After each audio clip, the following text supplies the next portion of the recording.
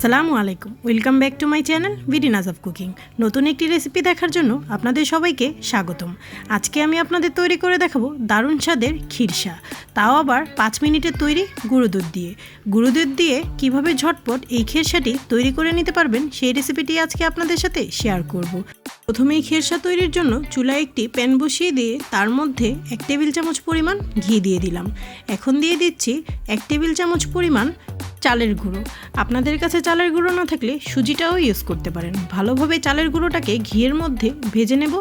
এখন ভাজা হয়ে গেছে, এর মধ্যে 1/3 কাপ পরিমাণ লিকুইড দুধ দিয়ে দিলাম।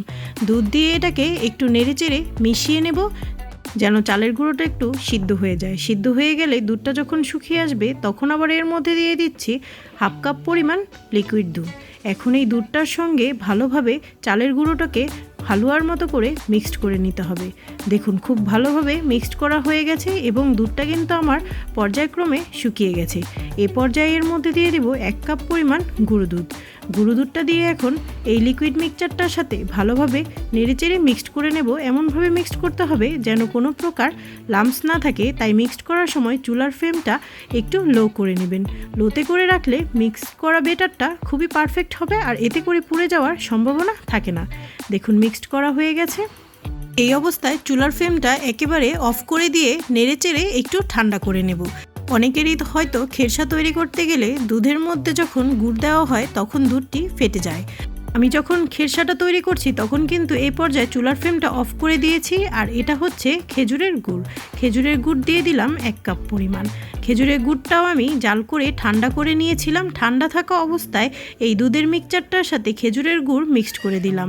গুড় আর খেরসাটা মিক্সড করার সময় অবশ্যই দোনো ইনগ্রেডিয়েন্টস ঠান্ডা হতে হবে। ঠান্ডা অবস্থায় দুটো মিক্সড করলে কখনোই এই দুধ ফাটবে না। আবার আরেকটু খেজুরের গুড় দিয়ে দিলাম। এইভাবে দিয়ে ভালোভাবে নেড়েচেড়ে মিক্সড করে নেব। আপনারা দেখে বুঝতেই পারছেন আমার কিন্তু একটুও ফাটেনি। মিক্সড করা হয়ে গেলে চুলার ফ্লেমটা জ্বালিয়ে দেব। জ্বালিয়ে মিডিয়াম আঁচে 3 মিনিট রান্না করে নেব। 3 মিনিট রান্না করতে করতে কিন্তু আমার খেরসাটা একেবারে রেডি হয়ে যাবে। খেরসাটা যখন রেডি হয়ে যাবে এ পর্যায়ে এর মধ্যে আমি দিয়ে দেব 2 টেবিল চামচ পরিমাণ মালাই।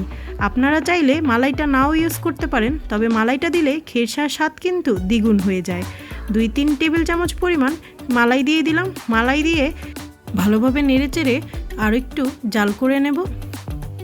আর প্রতিটা স্টেপ ফলো করলে আপনারাও পারফেক্ট স্বাদের এই পারফেক্টভাবে খেরসাটি ঘরে ঝটপট গুঁড়ো দুধ দিয়ে তৈরি করে নিতে পারবেন। খেতে কিন্তু এর স্বাদ খুবই অসাধারণ। অবশ্যই রেসিপিটা ট্রাই করবেন। জাল করতে করতে দেখুন আমার খেরসাটা কিন্তু ঘন হয়ে এসেছে। এ পর্যায়ে চুলার ফ্লেমটা অবশ্যই লো করে দিয়ে এই কাজগুলো করতে হবে, না হলে কিন্তু নিচ থেকে পুড়ে যাবে আর খেরসার কালারটা দেখতে ভালো আসবে না। তাই অবশ্যই অনবরত নেড়েচেড়ে যেতে হবে এবং চুলার ফ্লেমটা লোতে করে রাখতে হবে। নাড়াচাড়া করতে করতে দেখুন ঘন হয়ে এসেছে। আমি আর বেশি ঘন করতে যাব না, কারণ এটা ঠান্ডা হওয়ার পর আরও কিছুটা জমাট বেঁধে যাবে। ঘনত্বটা দেখে তো বুঝতেই পারছেন। এই অবস্থায় চুলার ফ্লেমটা লো করে দিয়ে ঠান্ডা করে নেব। দেখুন, ঠান্ডা করা হয়ে গেছে। ঠান্ডা হওয়ার পর কতটা ঘন হয়ে গেছে আমার এই খেরসাটা, কতটা পারফেক্ট হয়েছে দেখে তো বুঝতেই পারছেন। আর মালাই দেওয়ার কারণে এর স্বাদ কিন্তু খুবই অসাধারণ। অবশ্যই রেসিপিটি বাসায় ট্রাই করবেন।